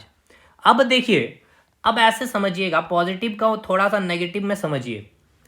जैसे ये आपका बैंक हो गया, ठीक है, ये हो गया आपका बैंक, और यहां आप हो गए कस्टमर। ये क्या हो गया भाई, ये हो गया आपका कस्टमर हो गया। अब बैंक क्या देता है, लोन देता है, ठीक है ना। कौन लोन देगा, आप दोगे लोन या बैंक देगा, बैंक देगा लोन। यानी बैंक क्या कर रहा है, लोन दे रहा है आपको, ठीक है। क्या दे रहा है आपको, लोन दे रहा है। लोन दे रहा मतलब क्या है भैया, सिंपल सी बात है, पैसा दे रहा है। पैसा दे रहा है मतलब हम लोग फिजिक्स में इलेक्ट्रॉन दे रहे हैं, ठीक है ना। इलेक्ट्रॉन क्या कर रहे हैं, दे रहे हैं। तो दे कौन रहा, पहले ये बतलाइए। बैंक दे रहा है तो बैंक के ऊपर कौन होगा, पॉजिटिव चार्ज, यानी कि जो देगा उसके ऊपर क्या होगा, पॉजिटिव चार्ज। अरे ऐसे भी तो समझिए, आप जब किसी को देते हो तो बड़े आसान है, बोलते हैं भैया हमने दिया है, हमें आगे रहना चाहिए, हमने किया है तो हमें आगे बैठना चाहिए, तो जो देंगे पॉजिटिव चार्ज। लेकिन अब ये पैसा या लोन या इलेक्ट्रॉन को ले कौन रहा, तो ये कस्टमर ले रहा। हम और आप लेते तो बैंक के भाई थोड़े झुके हुए रहते हैं, भाई उनकी बातों को भी दो बात सुन लेते हैं, पैसे चाहिए, इलेक्ट्रॉन चाहिए मुझे, तो भाई ये मेरे ऊपर नेगेटिव चार्ज है, ठीक है। यानी जो देगा वो पॉजिटिव चार्ज, जो लेगा वो नेगेटिव चार्ज। यानी एक हमने समझ लिया, क्या देने वाला जो होगा, यानी भगवान देने वाला है भाई, वो पॉजिटिवली चार्ज होंगे हमेशा ही, ठीक है। और हम और आप यानी कि जो कस्टमर हैं, लेने वाले हैं, तो हमारे ऊपर क्या होगा, नेगेटिव चार्ज। यानी एक तो ये समझ में आ गया, जो देने वाला है, यहां मैं लिख दे रहा हूं, ये लेने वाला हो गया बंदा, ये हो गया आपका लेने वाला। यानी जो लेने वाला है उसके ऊपर नेगेटिव चार्ज, और जो देने वाला है वो पॉजिटिव चार्ज। चलिए अब हम लोग आगे बढ़ते हैं, यहां पे आते हैं। हमें एक बात बतलाइए, इस सोडियम के ऊपर कौन सा चार्ज है भाई, ये सोडियम के ऊपर तो सर पॉजिटिव चार्ज है, मुझे दिख रहा है यहाँ पे। यानी ये क्या हो गया, देने वाला, यानी ये बैंक हो गया। अगर ये दे, अच्छा ये क्या देगा, एक बात बतलाइए, क्योंकि अब तो आप बहुत ज्यादा कुछ सीख लिए ना कल की क्लास के बाद। हमने बताया था ये आपका एटम है, और एटम के अंदर हमने बताया था ये न्यूक्लियस के बारे में, न्यूक्लियस के बारे में। ये न्यूक्लियस क्या है, आपका नाभिक है, यानी कि ये आपका पेरेंट्स का रूम हो गया। ये आपका क्या हो गया, एटम हो गया। ये क्या हो गया, आपका होम हो गया। और इसी घर में क्या है, बहुत सारे रूम है। और इस रूम में कौन रहेंगे, इस तो में नाभिक में पेरेंट्स रूम में कौन रहेंगे भाई, माता पिता, प्रोटॉन और न्यूट्रॉन, नाना नानी, दादा दादी, चाचा चाची, फूफा फूफा, पेरेंट्स रहेंगे। और जो इसके रूम के चारों ओर, यानी पेरेंट्स के चारों ओर या इस न्यूक्लियस के चारों ओर जो चक्कर काट रहे होंगे, वो कौन होंगे, वो हम होंगे, आप होंगे, कजन होंगे, या कोई छोटा भाई होगा, छोटी बहन होंगी, वही होंगे, हम और आप होंगे। यानी ये इलेक्ट्रॉन कौन है, आप या फिर हम है, ठीक है। तो भैया हम और आपके बीच में क्या नेगेटिव थॉट आते रहते हैं, नेगेटिव विचार आते हैं, इसलिए हमारे ऊपर क्या होगा, इलेक्ट्रॉन के ऊपर नेगेटिव चार्ज। और ये प्रोटॉन क्या है, आपके पिताजी है भाई, फुल्ली पॉजिटिव रहते हैं, फूफा जी फुल्ली पॉजिटिव, चाचा जी फुल्ली पॉजिटिव। लेकिन चाची जी हो गए, या नानी जी हो गए, या माता जी, ये सब न्यूट्रल होते हैं भाई। ठीक है, जो होगा देखा जाएगा, टेंशन ना लो, खाओ पियो सुतो, पढ़ने की जरूरत नहीं है, ठीक है। लेकिन पिताजी डांटते हैं भाई, पॉजिटिवली चार्ज रहते हैं वो, और हम भाई नेगेटिवली चार्ज होते, तुरंत माइंड हमारा भटकते रहता। तो भैया एक बात बताइए, हमने आपको बताया था इस नाभिक के अंदर ये प्रोटॉन पे पॉजिटिव चार्ज है, और ऐसे बहुत सारे प्रोटॉन है तो पॉजिटिव, तो यहाँ पे क्या काम करेगा, रिपल्सन फोर्स। क्योंकि मैंने बताया था लाइक चार्ज के बीच में रिपल्सन फोर्स काम करता है, और ये फोर्स कितना होता है, एफ। आज आपने सीखा directly proportional to product of charge and inversely proportional to square of distance. लेकिन फिर भी यहाँ पे क्या होता है, ये प्रोटॉन के बीच में फोर्स लगने के बाद भी ये प्रोटॉन बाहर नहीं आ पाता है, क्योंकि यहाँ पे कौन सा फोर्स काम करता है इसके अंदर, न्यूक्लियर फोर्स। और ये सबसे स्ट्रॉन्गेस्ट फोर्स होता है पूरे ब्रह्मांड का, और ये शॉर्ट डिस्टेंस पे काम करने वाला फोर्स होता है। और ये न्यूक्लियस की साइज भी सबसे छोटी होती है, फर्मी में मेजरमेंट करते हैं। और ये एटम का साइज हम लोग एंगस्ट्रॉम में मेजरमेंट करते हैं। एक एंगस्ट्रॉम में 10⁻⁻10 मीटर होता है, और एक फर्मी में कितना होता है भाई, 10⁻⁻15 मीटर होता है। ये सारी चीजें कर लिया। तो भाई एक बात बतलाइए, ये तो भाई स्टेबल हो गया, ये पेरेंट्स बाहर नहीं निकलने वाले, तो भाई निकलेगा कौन? ये इलेक्ट्रॉन। तो ये जो बात आ रही है बैंक में बाहर पैसा जो देने वाली बात, तो पैसा यहाँ कौन है? आपका इलेक्ट्रॉन है। यानी पैसा कौन हो गया? ये आपका जो दिख रहा है ये आपका इलेक्ट्रॉन है। यानी ये इलेक्ट्रॉन जो नाभिक के चारों और आप हम कजन छोटा भाई छोटा बहन जो है जो न्यूक्लियस के चारों ओर घूम रहा है, यही क्या करेंगे? बाहर निकलेंगे, इधर उधर जाएंगे। यानी यही इलेक्ट्रॉन को क्या कर रहा है? ये सोडियम प्लस है तो दे रहा है। तो एक बात बतलाइए, अब इस केस में जब यहां इलेक्ट्रॉन को देखे तो संख्या कितनी है? 11 है, लेकिन यहां एक पॉजिटिव साइन आ गया, यानी कि ये बतला रहा है कि हम एक इलेक्ट्रॉन दे दिए हैं। अगर ये दे दिए हैं तो इसके पास कितना बचा? 10 इलेक्ट्रॉन, समझे? और लेकिन अगर यहां पे आ जाए ऐसे सोडियम 2 प्लस, तो अब इस केस में इसके पास इलेक्ट्रॉन की संख्या कितनी हो जाएगी? तो बोल रहा है भाई हम 2 इलेक्ट्रॉन दे दिए हैं, तो न्यूट्रल के पास कितना था? 11, 2 दे दिए तो अब कितना बचा? 9 इलेक्ट्रॉन। समझ में आया? अब एक बात बतलाइए, चलिए अब हम एक बार नेगेटिव साइन का भी हम लोग कंक्लूजन कर ले रहे हैं। चलिए जैसे हम लोग ले रहे हैं क्लोरीन का, क्लोरीन कितना हो गया? 17 और ये हो गया आपका 35, ठीक है? तो हमें अभी बतलाइए इसके ऊपर प्रोटॉन की संख्या, तो ये भाई कितना हो गया? 17 प्रोटॉन हो गया। इलेक्ट्रॉन की संख्या तो 17 इलेक्ट्रॉन हो, क्योंकि ये क्या है? आपका एक न्यूट्रल है, ठीक है, उदासीन है। और न्यूट्रॉन की संख्या भी हम निकाल लेंगे तो 35 17 दूनी 36 होता है ना, सॉरी 34 होता है, तो 18 इलेक्ट्रॉन हो गया, ठीक है? 18 न्यूट्रॉन हो गया, कैलकुलेशन कर लेंगे आप। लेकिन अब मैं क्या कर रहा हूं, एक क्लोरीन जो लिया हूं इसके ऊपर नेगेटिव चार्ज है, ठीक है? तो यार ये क्या हो गया? एक चार्ज बॉडी हो गया, लेकिन कैसा चार्ज है? ऋण आवेशित है, ऋण आवेशित हो गया, ठीक है ना? यानी नेगेटिवली चार्ज हो गया, नेगेटिव चार्ज हो गया, नेगेटिवली चार्ज हो गया। तो अब इसमें प्रोटॉन की संख्या, इलेक्ट्रॉन की संख्या, न्यूट्रॉन की संख्या, तो प्रोटॉन की संख्या तो उतना ही होगा जितना एटॉमिक नंबर होगा, और न्यूट्रॉन भी भैया उतना ही होंगे, ठीक है? लेकिन अब इलेक्ट्रॉन क्या है, तो यहां समझिए ये माइनस क्या बतला रहा है? हम और आप है, कस्टमर है, जो हम ले रहे हैं भाई, हम ले रहे हैं पैसे को, हम इलेक्ट्रॉन ले रहे हैं। क्लोरीन बोल रहा है कि हम इलेक्ट्रॉन ले रहे हैं। तो इस केस में न्यूट्रल के केस में क्लोरीन के पास कितना था? 17 इलेक्ट्रॉन था, लेकिन ये एक इलेक्ट्रॉन ले रहा है, तो अब इसके पास कितना हो गया? 18 इलेक्ट्रॉन, समझे? उसी प्रकार अगर ये क्लोरीन बोले भाई मेरे पास 2 नेगेटिव चार्ज है, 2 नेगेटिव चार्ज, मतलब ये 2 इलेक्ट्रॉन लिया है, यानी न्यूट्रल के पास कितना है? यहाँ पे 17 इलेक्ट्रॉन है। तो इस केस में क्या हो जाएगा? ये 2 इलेक्ट्रॉन ले लिया, तो अब इसके पास 19 इलेक्ट्रॉन आ जाएगा। अब आप कहना क्या चाहते हैं सर इसके माध्यम से? समझ तो आ गया, कहना क्या चाहते हैं अब आपको समझ में आएगा, क्योंकि अब हम आपको क्वेश्चन देने वाले हैं और उस क्वेश्चन के माध्यम से आपको समझ में आएगा कि अच्छा सर जी ये बात करना चाह रहे थे, इस सवाल के लिए मुझे इतना कंसेप्ट दिए हैं। क्वेश्चन लिख रहे हैं, इस क्वेश्चन में ही मैं समझ जाऊंगा कि आपने समझा या नहीं समझा है, यही क्वेश्चन आपका डिसाइड करेगा। मैं लिख रहा हूं एक पदार्थ है, इंग्लिश में भी मैं आपको डिक्टेट कर दूंगा। एक पदार्थ है जो ऋण आवेशित है, मैं अभी इंग्लिश में लिख दूंगा, ठीक है ना? ऋण आवेशित है, एक पदार्थ है जो ऋण देखिए चार्ज को जितना क्वेश्चन बनेगा ना हम सब करवा दे रहे हैं, एक चीज भी आपका नहीं छूटेगा। आप पेड कोर्स भी करेंगे तो शायद कुछ चीजें यहाँ पे जो मैं दे रहा हूँ वो नहीं मिल पाएगा, लेकिन यहाँ आपको सब मिल जाएगा फ्री ऑफ कॉस्ट में। लेकिन आगे कंटिन्यू करवाना है तो आपको पता है दोस्त, सारे ग्रुप में ये चैनल पे इस वीडियो को शेयर करना है, कमेंट करना है, लाइक करना है, सब्सक्राइब करना है ठोक करके। तो बोला गया है कि एक पदार्थ अगर क्या है भाई? ऋण आवेशित है, एक पदार्थ क्या है? ऋण आवेशित है, तो क्या सही होगा? तो इसके लिए क्या सही है? तो इसके लिए क्या सही है? क्या सही है भाई? हम आपको ऑप्शन दे रहे हैं, इसके लिए क्या सही है, चलिए बतलाइएगा हमें। 4 ऑप्शन मैं दे रहा हूं, ध्यान से देखना। सबसे पहले एक पदार्थ ऋण आवेशित तो क्या सही है? इलेक्ट्रॉन इक्वल्स टू प्रोटॉन होगा। Option B electron greater than proton होगा। ऑप्शन सी या फिर आपका इलेक्ट्रॉन लेस देन प्रोटॉन, यानी प्रोटॉन की संख्या ज्यादा हो जाएगी इलेक्ट्रॉन से। या ऑप्शन डी इनमें से कोई नहीं। चलिए जस्टिफाई ही नहीं कर पा रहा ये क्वेश्चन, देखते हैं क्या भाई क्या बोला गया। कोई एक पदार्थ है, मतलब इंग्लिश वाले समझिए, बोला गया है कि a object which is negatively charged, ठीक है ना? बोला गया a object is a negatively charged, then which statement is right? Option A electron equals to proton, यानी number of electron equals to proton, number of electron greater than number of proton, number of electron less than number of proton. चलिए बात करते हैं, जैसे कि ये कोई एक पदार्थ है, अब इस पे कौन सा चार्ज है? ऋण आवेशित नेगेटिव चार्ज, तो मैं इसके ऊपर नेगेटिव चार्ज दे दे रहा हूँ। ये हो गया इसके ऊपर नेगेटिवली चार्ज, ठीक है? ये हो गया इसके ऊपर नेगेटिवली चार्ज, ये हो गया इसके ऊपर नेगेटिवली चार्ज। अब मान ले ये कौन सा पदार्थ है? ये कोई एक सोडियम मैटर है। तो चलिए सोडियम है, तो सोडियम के नंबर ऑफ एटॉमिक नंबर 11 और एटॉमिक मास 23। अब मुझे ये बतलाइए अभी इसके ऊपर मैंने कोई चार्ज दिया है नहीं, यानी ये क्या हो गया, अभी आपका न्यूट्रल हो गया। ठीक है, ये क्या हो गया, आपका न्यूट्रल हो गया। ठीक है सर, अब यहां मैं एक सोडियम लिया हूं, 11 अटोमिक नंबर, अटोमिक मास 23, लेकिन इसके ऊपर मैं बोल दिया हूं ये नेगेटिव चार्ज है। ठीक है ना, क्योंकि क्वेश्चन नेगेटिव दिया गया इसलिए मैं नेगेटिव ले रहा हूं, यानी ये क्या हो गया, आपका ऋण आवेशित हो गया, नेगेटिवली चार्ज हो गया। यानी ये क्या है आपका सर, ये आपका एक चार्ज बॉडी है, यानी कि आवेशित बॉडी है। लेकिन ये कैसी आवेशित है, पॉजिटिवली या नेगेटिवली, धन आवेशित या ऋण आवेशित? तो आप कहेंगे सर ये ऋण आवेशित है, ऋण आवेशित बॉडी है। ठीक है ना, ऋण आवेशित बॉडी है, यानी कि ये क्या है आपका नेगेटिवली चार्ज है, नेगेटिवली चार्ज हो गया।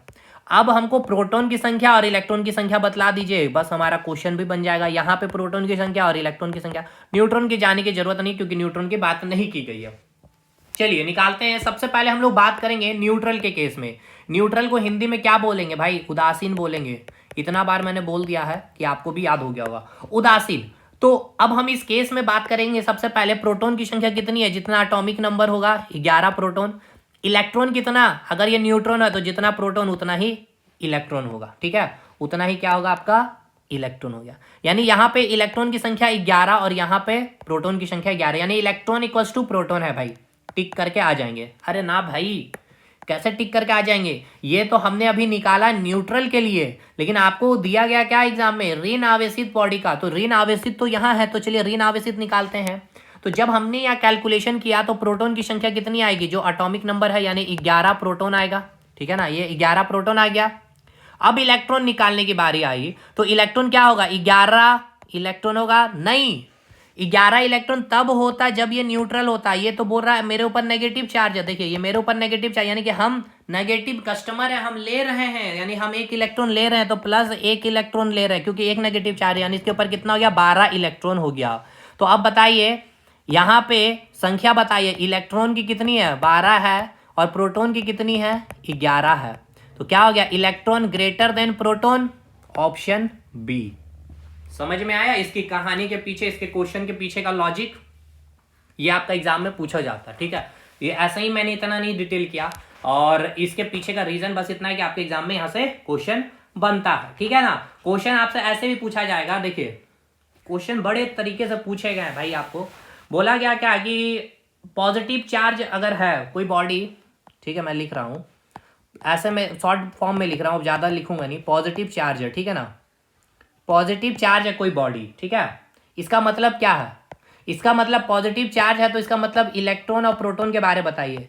पॉजिटिव चार्ज है यानी कि बैंक पॉजिटिव चार्ज है तो वो देगा।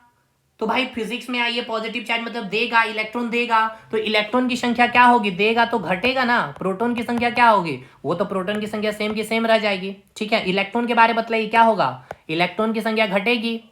यानी कि समझ में आया, यानी कि यहाँ पे क्या इक्वेशन बनेगा, प्रोटॉन ग्रेटर देन इलेक्ट्रॉन हो जाएगा। अरे भाई समझिए, जैसे कि सोडियम ही हो गया। ठीक है ना, अभी तो मैंने बताया ना, अच्छा पॉजिटिव का नहीं, चलिए पॉजिटिव ले ही ले रहे हैं। ये 11 हो गया, ये 23 हो गया, ये आपका पॉजिटिव चार्ज है, मैं ले रहा हूँ भाई। चलिए इसको भी ले रहा हूँ, अच्छे से क्लियर हो जाएगा। तो इस केस में हमने क्या ले लिया कि इस केस में हमने ले लिया भाई प्रोटॉन की संख्या 11 और इलेक्ट्रॉन की संख्या भी 11 होना चाहिए। कब, जब ये न्यूट्रल होगा, लेकिन ये तो पॉजिटिव चार्ज है। तो भैया पॉजिटिव में हम क्या कर रहे हैं, दे रहे हैं, तो दे रहे हैं यानी कि हम एक घटा रहे हैं, दे देंगे तो घट जाएगा, तो कितना हो जाएगा, 10 इलेक्ट्रॉन बचेगा। तो प्रोटॉन कितना है, 11, तो भाई इलेक्ट्रॉन कितना है, 10। तो भैया प्रोटॉन ग्रेटर देन इलेक्ट्रॉन हो रहा। दूसरा, अगर कोई बॉडी नेगेटिवली चार्ज है, तो अभी आपने देख ही लिया नेगेटिवली चार्ज का केस क्या होगा, नेगेटिव चार्ज है यानी हम ले रहे हैं, तो इलेक्ट्रॉन की संख्या क्या होगी, इंक्रीज होगी, और प्रोटॉन तो वही रहेगा, लेकिन इस केस में इलेक्ट्रॉन ग्रेटर देन प्रोटॉन हो जाएगा। चलिए यहां तक बातें क्लियर है। चलिए यहां तक आपने बहुत अच्छे से समझ लिया। कुछ और भी कंसेप्ट देना बहुत मन है, कुछ और भी डिटेल करके, लेकिन सोच रहा हूं कि अब क्वांटाइजेशन ऑफ चार्ज ही करवा दूं। ठीक है, क्योंकि बीपीएससी वगैरह में वो सब क्वेश्चन आता भी है। चलिए पहले हम लोग क्वांटाइजेशन ऑफ चार्ज पे आ जाते हैं भाई। जो आपके मन में लग रहा हो कि भाई ये कहाँ सर चले गए क्वांटाइजेशन ऑफ चार्ज, तो भाई आपने चार्ज को पूरा खंगाल दिया। ठीक है ना, आप क्वांटाइजेशन ऑफ चार्ज पढ़ने में मजा आएगा, क्योंकि आप क्वांटाइजेशन ऑफ चार्ज में कुछ बचा ही नहीं ना भाई, इसीलिए, क्योंकि इसमें डायरेक्ट न्यूमेरिकल्स आएंगे, और न्यूमेरिकल्स मैं आपको करवा देता हूँ। अब ये है क्वांटाइजेशन ऑफ चार्ज। ठीक है, क्वांटाइजेशन ऑफ चार्ज समझते हैं। एक एक वर्ड को पहले समझिएगा कि क्वांटाइजेशन ऑफ चार्ज में जो आपको वर्ड लिखा गया है क्या, क्वांटाइजेशन, इसका मतलब पहले आपने जो साइंस बैकग्राउंड है वो तो समझ रहे होंगे क्वांटाइजेशन का मतलब क्या होता है। मैं लिख भी रहा हूँ फिर से एक बार, क्वांटाइज मतलब क्या होता है। क्वांटाइज मतलब क्या होता है ना, एक फिक्स्ड नंबर होगा, ठीक है ना। मतलब कोई भी चीज कंटिन्यू, मतलब जैसे बोलते हैं ना, क्वांटाइज का मतलब कोई भी चीज कंटिन्यू नहीं होती है, ठीक है ना, डिस्क्रीट होती है। जैसे कि एग्जांपल मैं बता रहा हूँ, मतलब यहाँ पे क्वांटाइज का मतलब आपका 1.5, ठीक है, 2.5 या 2/3, ये नहीं होगी कभी भी। यहाँ पे एक फिक्स्ड इंटीजर वैल्यू होगी, फिक्स्ड इंटीजर वैल्यू होगी। मतलब जैसे 1 होगा, फिक्स हो गया, 2 होगा, 3 होगा, 4 होगा, 5 होगा, 6 होगा, 7 होगा। अब ये नहीं मिलेगा आपको देखने के लिए 3.4, 3/4, फ्रैक्शन में चीजें नहीं होगी, ध्यान से समझिएगा।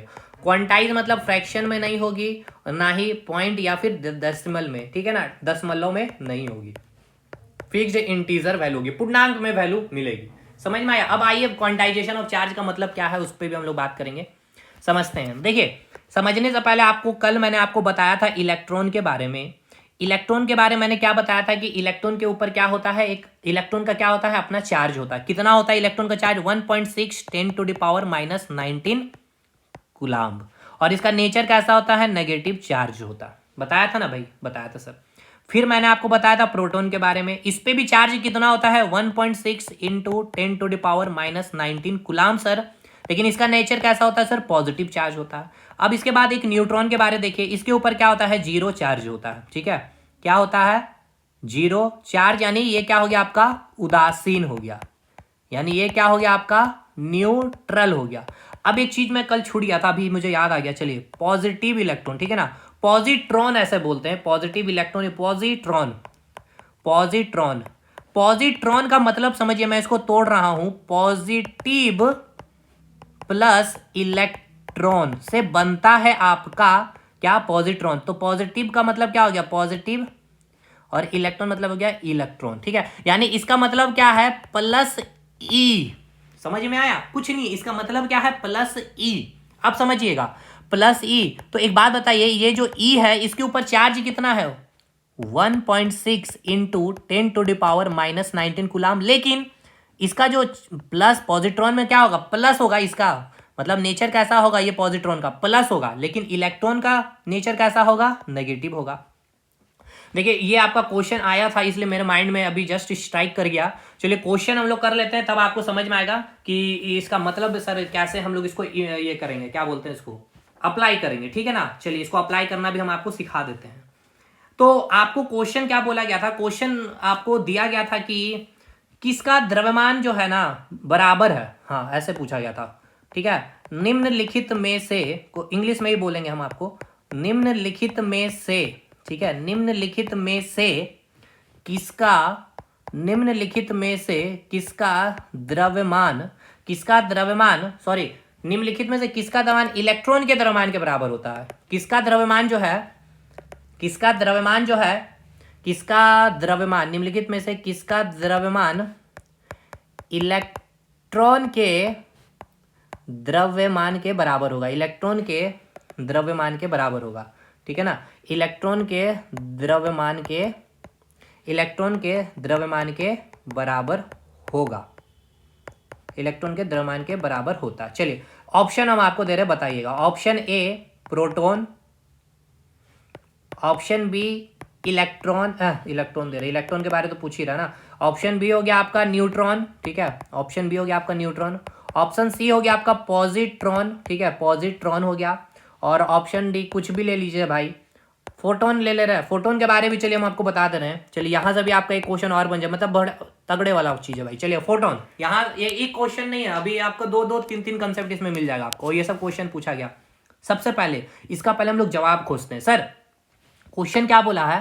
क्वेश्चन ये बोल रहा है ना सर कि आप हमें ये बतलाइए, सर क्या बतलाइए कि जो इलेक्ट्रॉन है, इलेक्ट्रॉन के जो द्रव्यमान के बराबर किसका द्रव्यमान होता है? आप मुझे बस इतना बतला दीजिए, ठीक है। तो चलिए हम बताते हैं। सबसे पहले आप मुझे ये बताइए कि इलेक्ट्रॉन का मास कितना होता है, यानी मास ऑफ इलेक्ट्रॉन कितना होता है? तो हमने कल बताया था 9.1 10⁻⁻31 kg। यही पूछ रहा है आपसे कि इसमें से प्रोटॉन का या न्यूट्रॉन का या पॉजिट्रॉन का या फोटोन का किसका होता है इतना, वही ना भैया, द्रव्यमान इलेक्ट्रॉन के बराबर होता है। अच्छा, इंग्लिश में क्वेश्चन ये बोला है कि which one of the following is the mass of electron, ठीक है ना, in given the following mass of electron equals to proton, neutron, positron और फोटोन, ठीक है।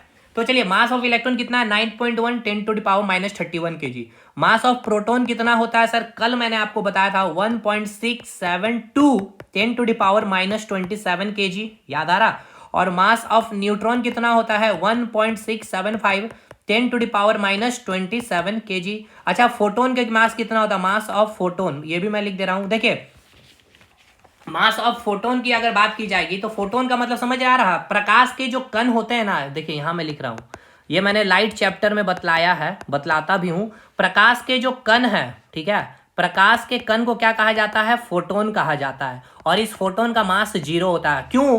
क्योंकि अगर इस फोटोन का मास होगा मेरे भाई, तो ये जब प्रकाश के कण जब हमारे ऊपर पड़ेंगे तो भाई हमें तो चोट लगेंगे भाई, क्योंकि जब ये आ रहा तो ये मोमेंटम से आएगा, मास इंटू वेलोसिटी मल्टीप्लाई होगा। तो एक तो लाइट की स्पीड 3 × 10⁸ मीटर पर सेकेंड, समझिएगा 3 × 10⁸ मीटर पर सेकेंड की स्पीड से आ रही है, वेलोसिटी हो गई। मोमेंटम क्या होता है, मास, इसका अगर कुछ होता, मान के चलिए 0.00001 ग्राम भी होता, तो मोमेंटम हम इसका निकालते हैं, मास इंटू वेलोसिटी करते तो 3 × 10⁸ मीटर पर, इतने से हमें चोट लगता, क्या हमें चोट लगता है प्रकाश की किरण से? नहीं।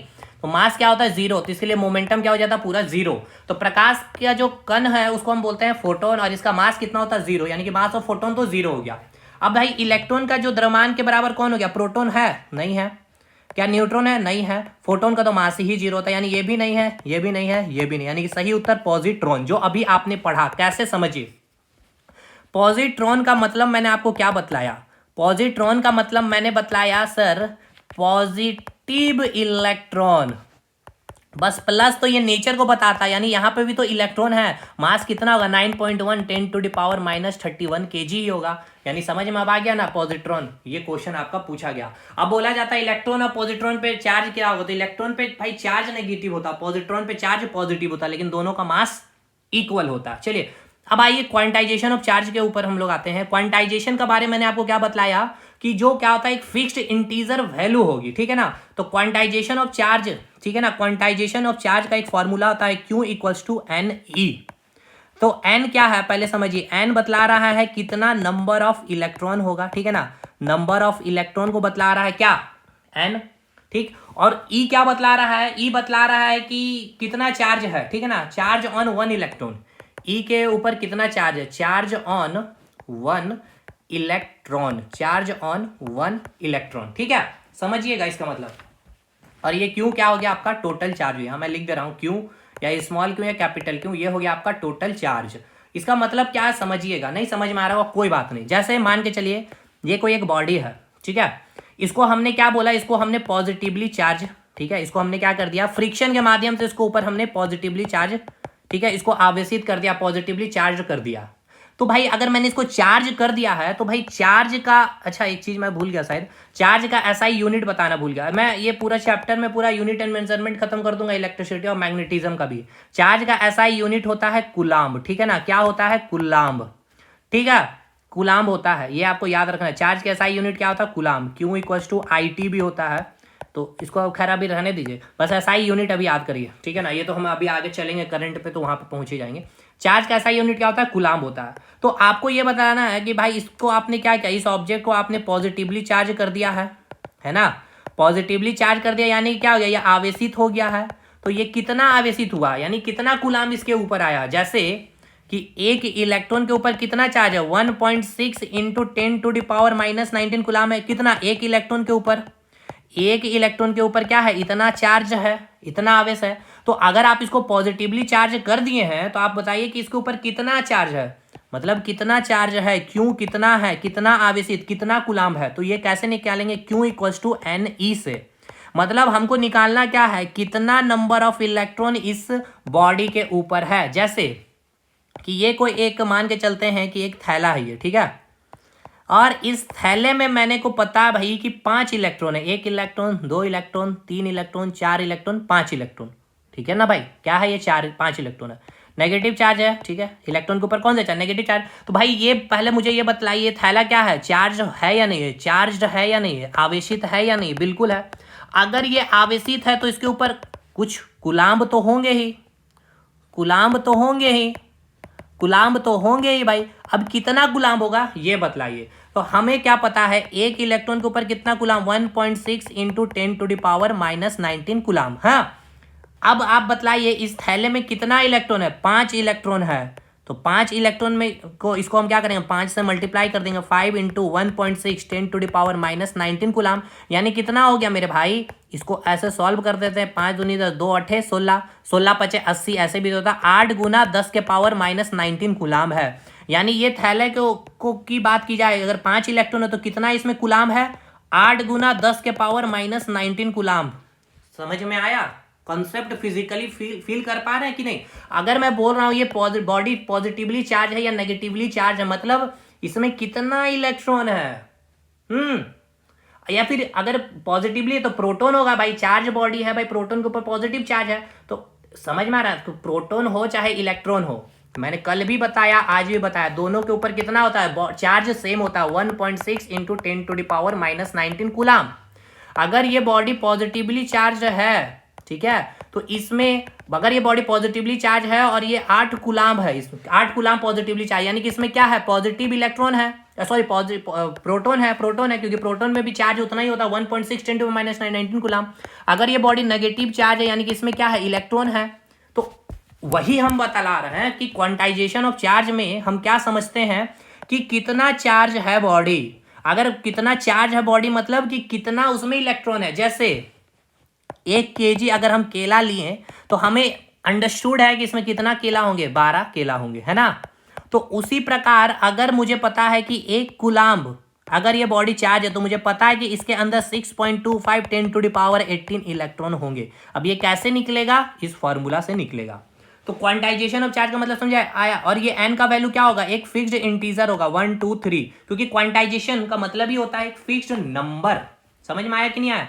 जैसे कि मैं एक और एग्जांपल आपको देता हूं, ऐसे अगर आपको यहां ऐसे लिखा मिलेगा Q इक्वल्स टू 100 इलेक्ट्रॉन, इसका क्या मतलब है, इसका क्या मतलब है, इसका मतलब ये है, क्या है इसका मतलब, इसका मतलब ये है कि कोई भी वस्तु जो है, ठीक है ना, कोई भी जो वस्तु है जिस पर चार्ज कितना है, 100 इलेक्ट्रॉन है, मतलब 100 इलेक्ट्रॉन के ऊपर जितना चार्ज है उतना ही चार्ज इस वस्तु पे है। अब जैसे कि 1 इलेक्ट्रॉन पे चार्ज कितना है, 1.6 10⁻⁻19 कूलाम है, तो 100 इलेक्ट्रॉन पे क्या है भाई, सिंपल सा है, 100 से इसको हम मल्टीप्लाई कर देंगे, 10⁻⁻19 कूलाम, यानी 1.6 10⁻⁻17 कूलाम क्या है, इसका मतलब है 100 इलेक्ट्रॉन का मतलब क्या है, 1.6 10⁻⁻17 कूलाम है।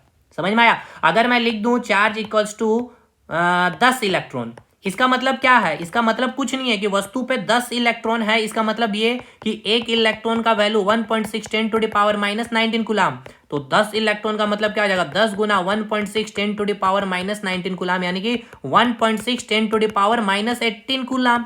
इसका मतलब कुछ नहीं है, 10 इलेक्ट्रॉन का मतलब यानी कि वो बॉडी जो चार्ज है उसमें कितना इलेक्ट्रॉन है, 1.6 10⁻⁻18 कूलाम है। समझ में आया कि नहीं आया भाई। चलिए अब इसका क्वेश्चन करते हैं, एग्जाम में आपका जो क्वेश्चन पूछा जाता है, समझिए। क्वांटाइजेशन ऑफ चार्ज समझे कि नहीं समझे।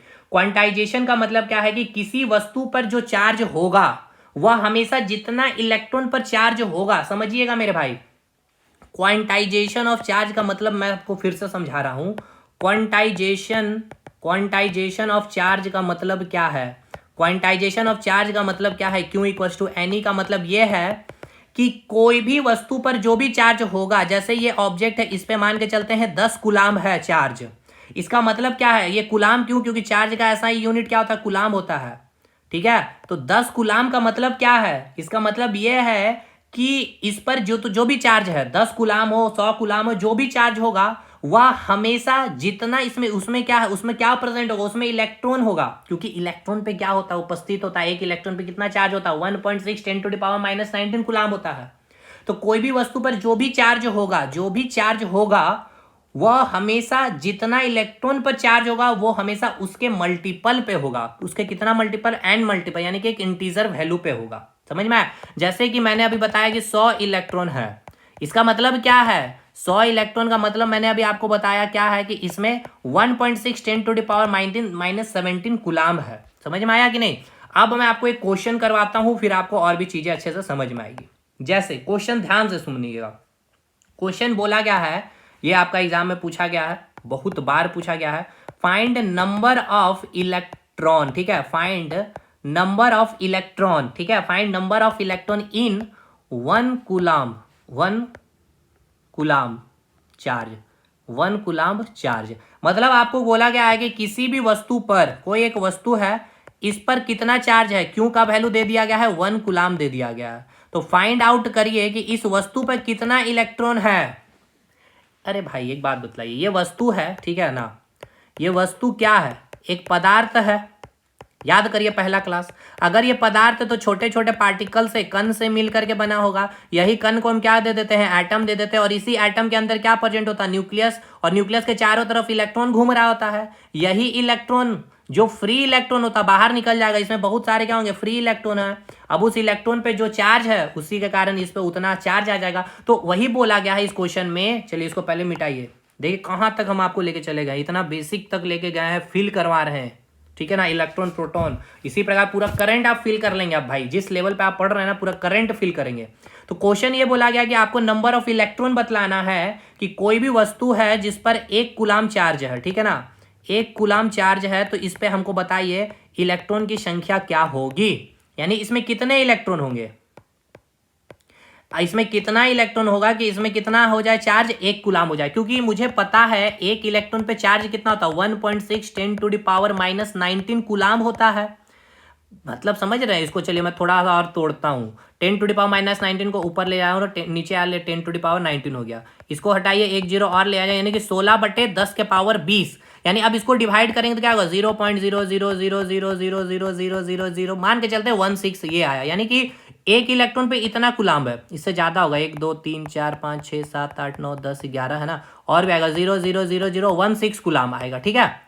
तो आपको बोला गया है कि यहाँ पे कितना वैल्यू आया, 0.1 2 3 4 5 6 7 8 9 10 11 12 13 14 15 16 17 18 19 20 इतना कूलाम है। यानी कि 1 इलेक्ट्रॉन पे इतना कूलाम है, ठीक है। 1 इलेक्ट्रॉन पे कितना कूलाम है, इतना कूलाम है। 1 इलेक्ट्रॉन पे इतना कूलाम है, 1 इलेक्ट्रॉन पे इतना कूलाम है। और आपको कितना कूलाम दिया गया है, 1 कूलाम दिया है। तो 1 कूलाम पे कितना इलेक्ट्रॉन होगा, ये आपको फाइंड आउट करना है। तो चलिए फाइंड आउट करते हैं। हमें तो फॉर्मूला पता चल गया है, क्या पता चला है, क्यू इक्वल्स टू क्या होता है, एन ई होता है, ठीक है। एन निकालना है, क्यू का वैल्यू मुझे दे दिया गया है 1 कूलाम। एन निकालना है, 1 इलेक्ट्रॉन पे चार्ज कितना होता है, 1.6 10⁻⁻19 कूलाम। चलिए अब एन का वैल्यू निकालेंगे, ये कूलाम से ये कूलाम कट गया, एन का वैल्यू निकालेंगे तो क्या होगा, ये 1 है यहाँ पे, तो 1 बटा ये 1.6 10⁻⁻19 नीचे आ जाएगा।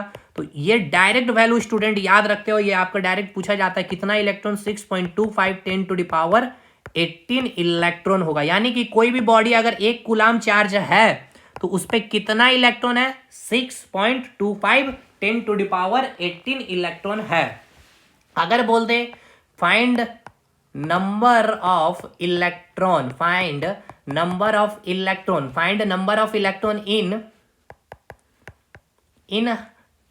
10 कूलाम, इन 10 कूलाम चार्ज बॉडी, इन 10 कूलाम चार्ज बॉडी, हिंदी में भी बतला रहे।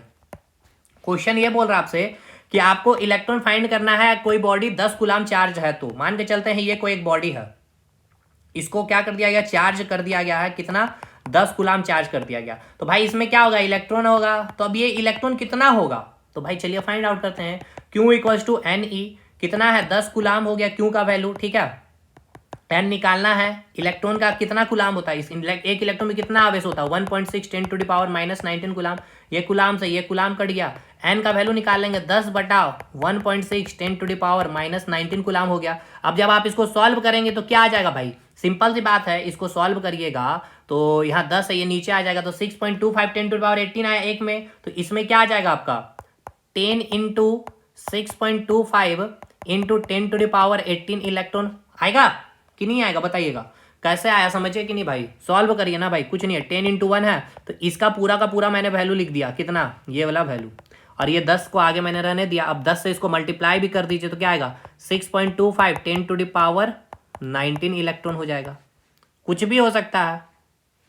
अब यहाँ पे आपको 10 कूलाम दिए हैं, यहाँ आपको 9 कूलाम दे देगा, तो 9 कूलाम मान ले दे देते हैं कि 9 कूलाम। तो क्यू इक्वल्स टू क्या है, एन ई, तो क्यू का वैल्यू कितना है, 9 कूलाम है। एन निकालना है 1.6 10⁻⁻19 कूलाम, तो ये निकल जाएगा एन का वैल्यू। अब हम लोग कैसे, 9/1.6 10⁻⁻19 ये निकाल लेंगे आप।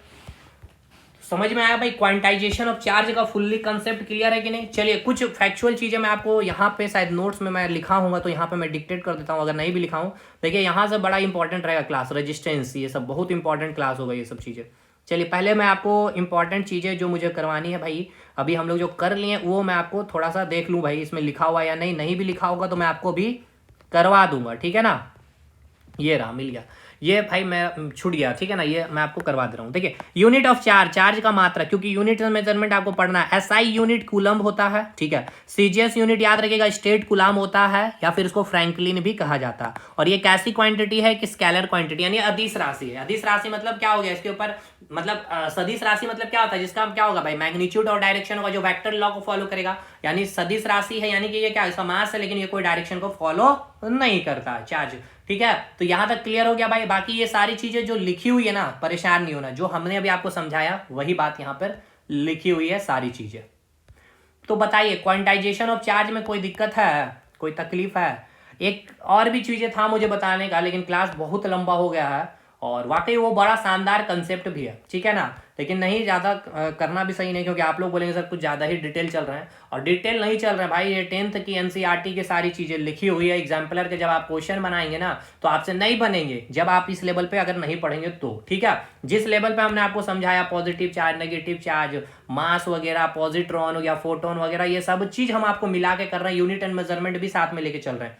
कल हम लोग इलेक्ट्रिक पोटेंशियल डिफरेंस को समझेंगे, और अगर हुआ तो कल मैं जो आज बोल रहा हूँ कि नहीं बताया हूँ उसको कल कर लपेट लेंगे, ठीक है ना। 10-15 मिनट का लेक्चर चलेगा।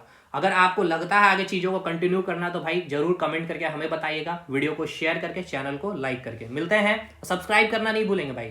मिलते हैं अगले वीडियो में, तब तक के लिए धन्यवाद।